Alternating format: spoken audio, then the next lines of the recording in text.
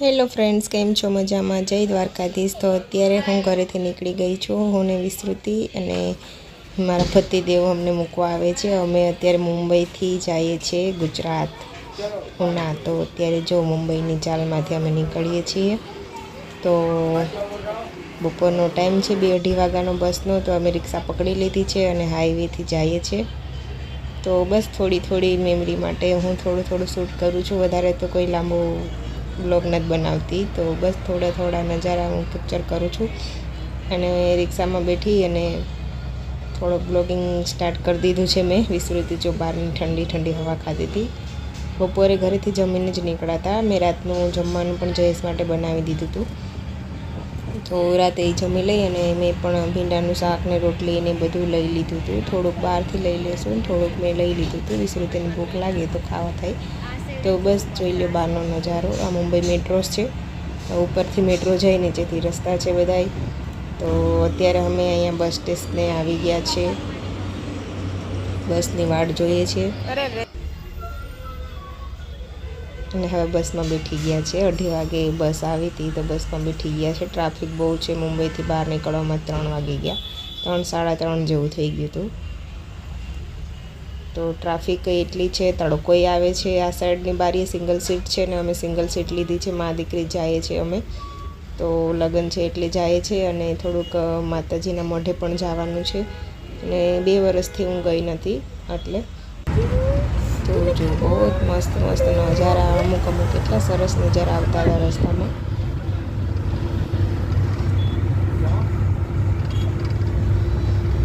તડકો આ સાઈડે જ આવતો હતો. અમારી બારી એક વરસ તડકો આવતો હતો, પણ તડકાની ફરવા કર્યા વગર બારી ખોલીને નજારા અમે એન્જોય કર્યા મા દીકરી ભાઈએ. વિસ્તૃતિની તો બહુ મજા આવી ગઈ. મુંબઈથી ગુજરાતની જર્ની બહુ સારી હતી.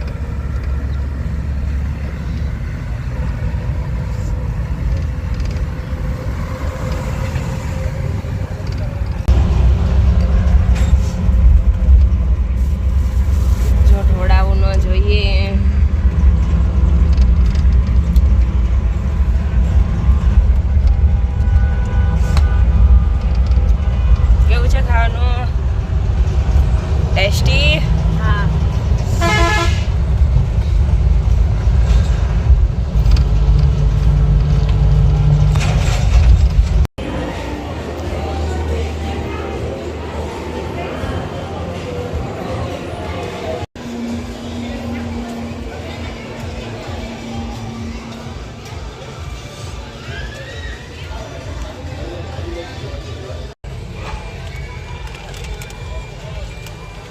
બીજું લીધું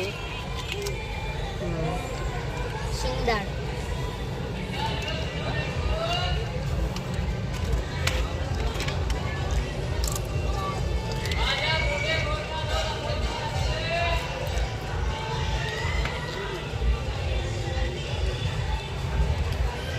હેલો ફ્રેન્ડ્સ, 9:30 જેવું ટાઈમ થઈ ગયું છે. અમે લોકોએ જમી લીધું. જમવામાં હતું કટલેસ અને ઘરેથી થેપલા અને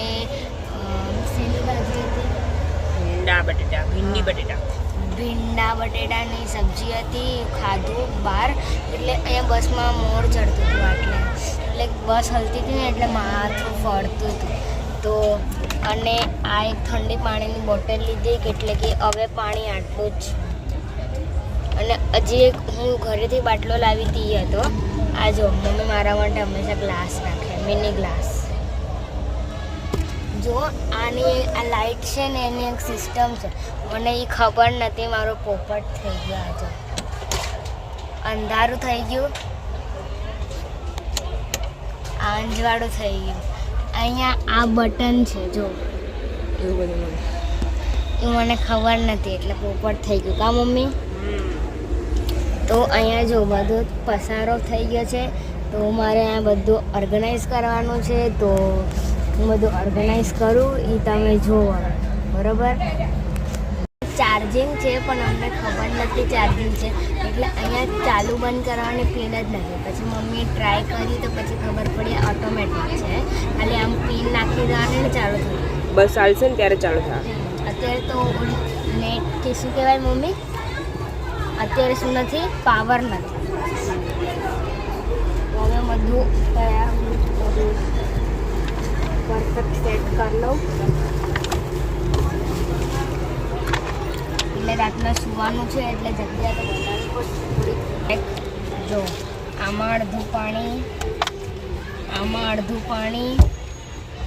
ને આમાં અડધું પાણી ત્રણ બોટલમાં પાણી છે તો સવારે મારા મામા આવશે ના લેવા માટે ત્યાંથી અમે લોકો જઈશું મારી નાનીના ઘરે ને આ છે આવણા મારા પપ્પા બોરીવલીથી લાવે 2 રૂપીસના છે આ મસ્ત આવે આવા આવે ખાટલા મીઠા આના વગર પાણી પીને પાણી એકદમ મીઠું લાગે ખતમ એ નાકમાં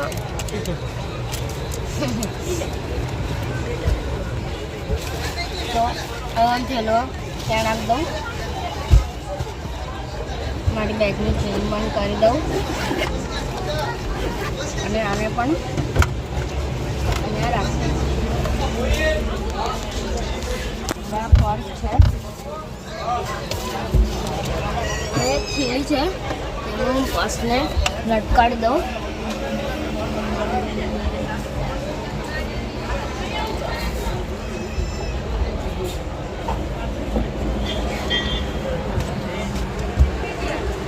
મારા ટિફિનનો અમારા બેગમાં મૂકી દીધો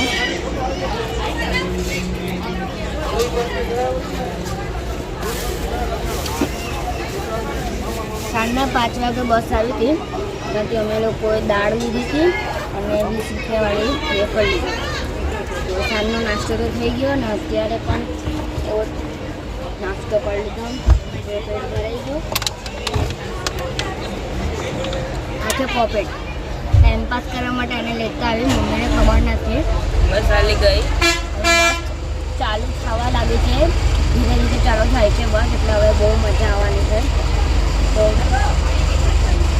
મમ્મી થોડીક વાર હવે વિન્ડો સાઈડ બેસી જશે પણ થોડીક વાર પછી વિન્ડો સાઈડમાં હું બેસી જઈશ એટલે મને વિન્ડો સાઈડ પર મોડ ચડે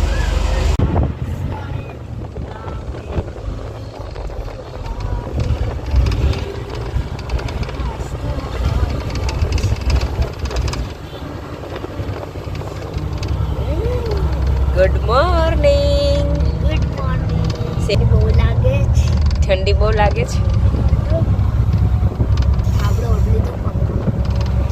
ઠંડો મોસમ છે અત્યારે વિસૃતિને ઠંડી લાગે છે બહુ તો ઠરો જ છે સવારથીની તો સવારના 4 વાગ્યાના જાગીએ છીએ બોટલ લાવી હતી ત્યાં નાસ્તો પાણી થોડોક કર્યો ને મેં વોશરૂમ જઈને ફ્રેશ થયા અને હવે સવારના 7:30 વાગી ગયા છે અને બસ પહોંચવાની તૈયારીમાં છે કલાકમાં પહોંચી જાઉં જો બહારના નજારા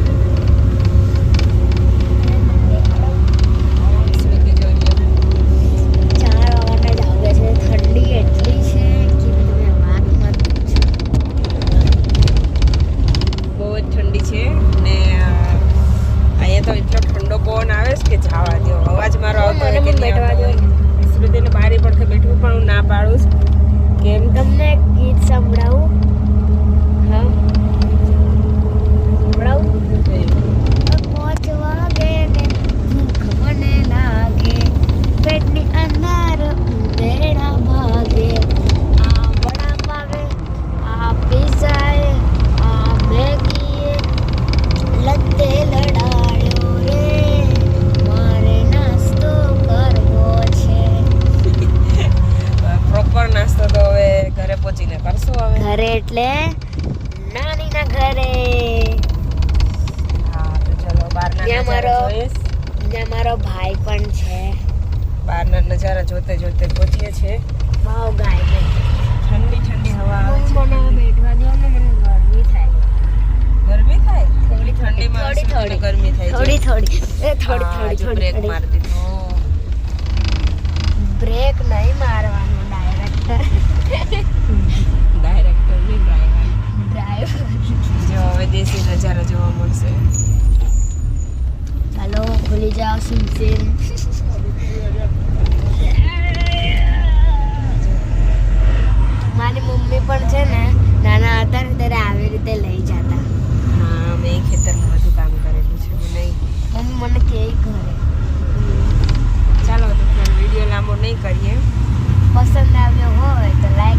સબસ્ક્રાઇબ કરજો. હા જો સવારમાં એવું કામ કરવાનું હોય એકદમ ટાઢાપોનું. મારે અત્યારે મુંબઈમાં હોય તો રૂટીન ચાલુ થઈ ગયું હોય. આજે મમ્મીને આરામ છે કા? આજે એક દી આરામ છે. તો ચાલો હવે ઘરે પ્રોગ્રામ પહોંચીએ પછી મળીએ તમને.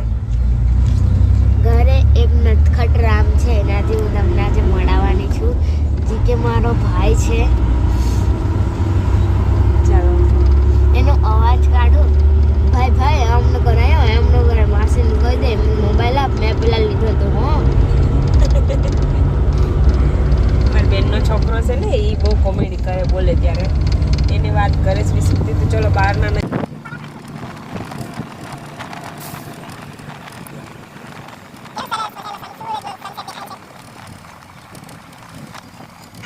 હેલો ફ્રેન્ડ્સ, કેમ છો બધા? મજામાં? તો અત્યારે 7:30 જેવો ટાઈમ થઈ ગયો છે અને સુરત દાદા પણ આવી ગયા છે. અમે લોકો 4 વાગ્યાના જાગીએ છીએ. હવે મમ્મી બહારનો નજારો જોઈએ છે કા મમ્મી? મજા આવે?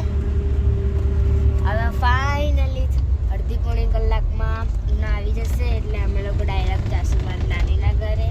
ત્યાં મારો ભાઈ છે, મમ્મીનો પણ ભાઈ છે કા મમ્મી? આપણા બંનેના એક ભાઈ છે ને ઇંતજાર કરે છે આપણે.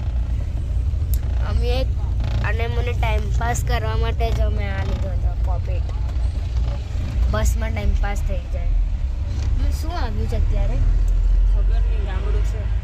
એક ગામડું છે, શું આવ્યું ખબર નહીં.